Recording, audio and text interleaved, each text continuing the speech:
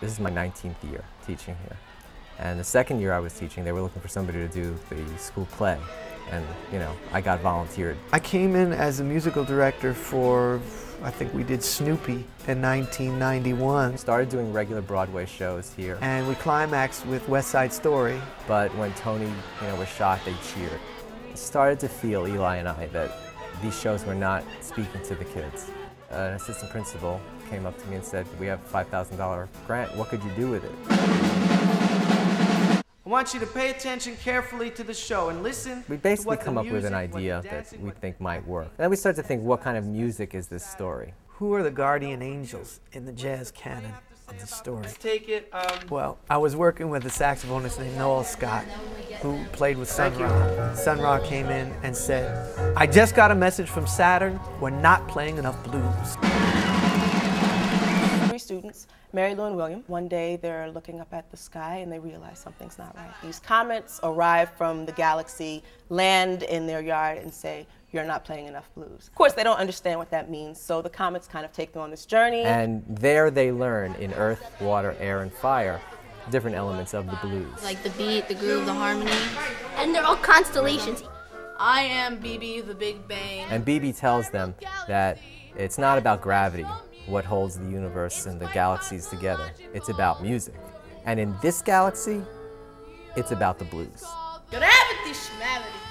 None of us really actually in the outside ever would have thought about listening to jazz music or even thought it would exist or anything, or we all thought it would be boring and stuff. Admit it, we would. Yeah. Jazz is not part of their life because they haven't been exposed to it. But when they get exposed to it, they feel a certain simpatico. What it is about jazz drama, jazz is about inspiration, improvisation, and the moment. Theater is what life is, and that is about improvisation and the moment and finding a connection between individuals in time. And they feel that, they feel something. It's just an energy, an expressive power that we haven't found elsewhere, and there's a familiarity with it. It's like you're going home or something like that. Jazz is an element, man. It's something, I think the quality which creates the music is improvisation. And it's something that you learn from an early age. When you play like band music, like orchestra music, like the classical parts, like you have to follow exactly what it says. Here we have space written into the compositions for students to improvise. You do whatever you want, and sometimes it's kind of scary.